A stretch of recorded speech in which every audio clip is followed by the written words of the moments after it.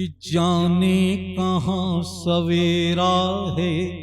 सुनिएगा, एक चिंतन है कि जाने कहाँ सवेरा है, चारों ओर अंधेरा है, चारों ओर अंधेरा है, जाने कहाँ सवेरा है, जाने कहाँ सवेरा है। तो दिन आए काले काले, रोजी रोटी के लाले, जन जन में बढ़ती दूरी, जाने क्या है मजबूरी, सांसत में हर जान हुई, सरहद लहू लुहान हुई। तो ऐसे में कोई बतला दे, नन्ही जान का क्या होगा। और राजा जब गद्दार मिलेंगे, हिंदुस्तान का क्या होगा। राजा जब गद्दार मिलेंगे, हिंदुस्तान का क्या होगा, हिंदुस्तान का क्या होगा, हिंदुस्तान का क्या होगा। जी स्वागत। दो छंद और ये अनूठे छंद हैं हमारे द्वारा लिखित। और एक सच्चाई बता दूं कि कहीं भी किसी भी आप पुस्तक में आप इसे ढूंढेंगे तो इसको आप प्राप्त नहीं कर पाएंगे। यह निजी सोच है, एक नई खोज है। इसमें हो सकता है कुछ धर्मभीर लोगों को कुछ अलग भी लग जाए, लेकिन मैं सबसे क्षमा प्रार्थना करता हूं। राम कथा आप सबको ज्ञात है। आप जानते हैं लंका विजय के उपरांत, लंका विजय के उपरांत राजा राम जब गद्दी पर बैठे, 100-200 साल राज्य किए, ये सब कथा आपको मालूम है। उसके बाद एक व्यक्ति रात के अंधेरे में आया और एक प्रश्न चिन्ह जानकी पर उठाया। यहां तक सबको मालूम है। लेकिन एक बात सोच लेंगे आप कि राम और सीता मानव शरीर में आए थे इस धरती पर, और जो दोषारोपण किया गया, जिसकी कतई मां जानकी भागीदार नहीं थी, लेकिन उस रात में ही प्रभु श्री राम ने लक्ष्मण को बुलाया और बुला के कहा कि सुबह रथ तैयार करो और पुनः सीता को ले जाकर जंगल छोड़ाओ। यहां तक की कथा आपको भी मालूम है।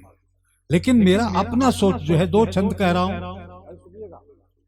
कि कोई भी निर्दोष आदमी होता है और जब गलती उसने नहीं की है, मानव का स्वभाव है ये, तो तुरंत वह विरोध करता है, मुखर विरोध करता है कि जिस काम को मैंने किया नहीं और उसके लिए मुझे दंडित क्यों किया जा रहा है।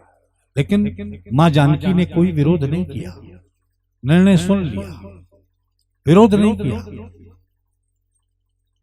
क्यों विरोध नहीं किया?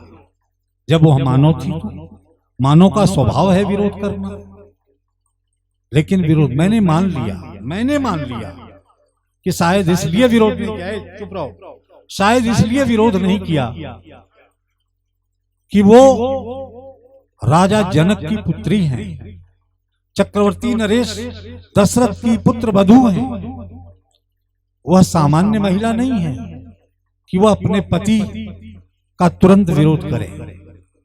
इसलिए उन्होंने मान लिया, सहन कर लिया।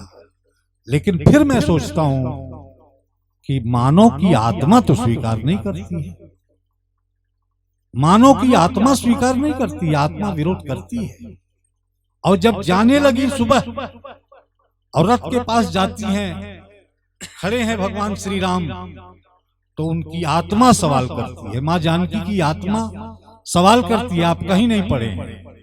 और क्या सवाल करती है? तर्क के साथ मैं कहता हूं, यह अमृत छंद लेकर के आप अपने साथ जाएं और सोचते रहें कि भूषण त्यागी आए थे, उन्होंने नई बात बता करके गए। और तर्क के साथ आपको लगेगा कि मैं सच कह रहा हूं, तो खुल के तालियां एक बार बजाएंगे आप कि मैं सच कह रहा हूं। उन्होंने जो सवाल किया और राम की आत्मा ने सुना, और राम की आत्मा ने भी जवाब दिया, वह सीता की आत्मा ने सुना, और पुनः जनक नंदनी जंगल चली गई। सुनिए उनकी आत्मा ने क्या सवाल किया। रथ खड़ा है, मां जानकी पलटती हैं, ऊपर से नीचे तक राम को देखती हैं, आत्मा सवाल कर रही है, जिसको कहते रहे प्राण प्रिया, उससे अपना मुंह मोड़ रहे हो, और जिसे सांसों के बीच बसाए रहे, उससे अनुबंध को तोड़ रहे हो, जिसे सांसों के बीच बसाए रहे, उससे अनुबंध को तोड़ रहे हो।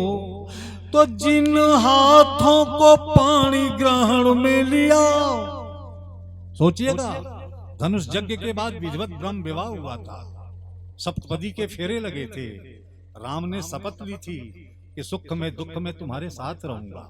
तब जानकी याद दिला रही है, कहती कि कैसा न्याय है कि जिन हाथों को पाणी ग्रहण में लिया, उन हाथों को नाथ मरोड़ रहे हो, उन हाथों को नाथ मरोड़ रहे हो, और जिसे जीता स्वयंवर में बल से, उसे जंगल में अब छोड़ रहे हो, जिसे जीता स्वयंवर में बल से, उसे जंगल में अब छोड़ रहे हो।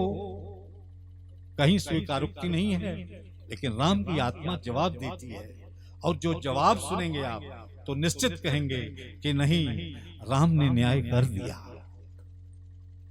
कहते हैं कि कैसे जवाब तुम्हें प्रिय दूं, राम की आत्मा कहती है कि कैसे जवाब तुम्हें प्रिय दूं।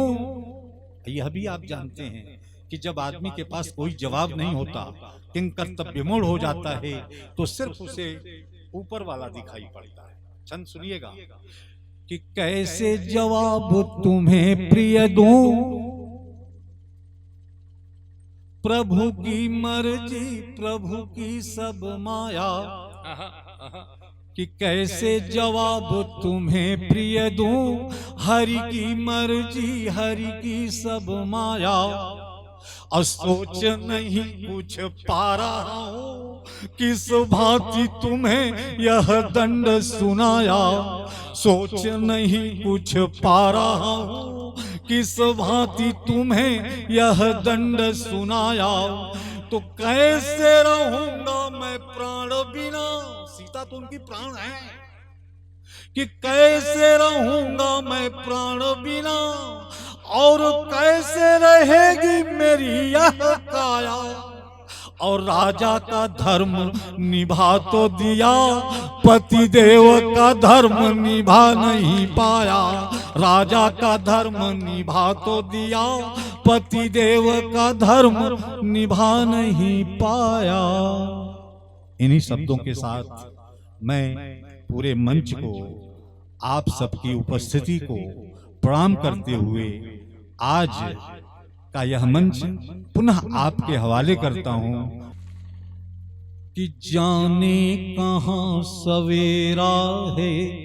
सुनिएगा, एक चिंतन है कि जाने कहां सवेरा है, चारों ओर अंधेरा है, चारों ओर अंधेरा है, जाने कहां सवेरा है, जाने कहां सवेरा है, तो दिन आए काले काले, रोजी रोटी के लाले, जन जन में बढ़ती दूरी, जाने क्या है मजबूरी, सांसत में हर जान हुई, सरहद लहू लुहान हुई, तो ऐसे में कोई बतला दे, नन्ही जान का क्या होगा,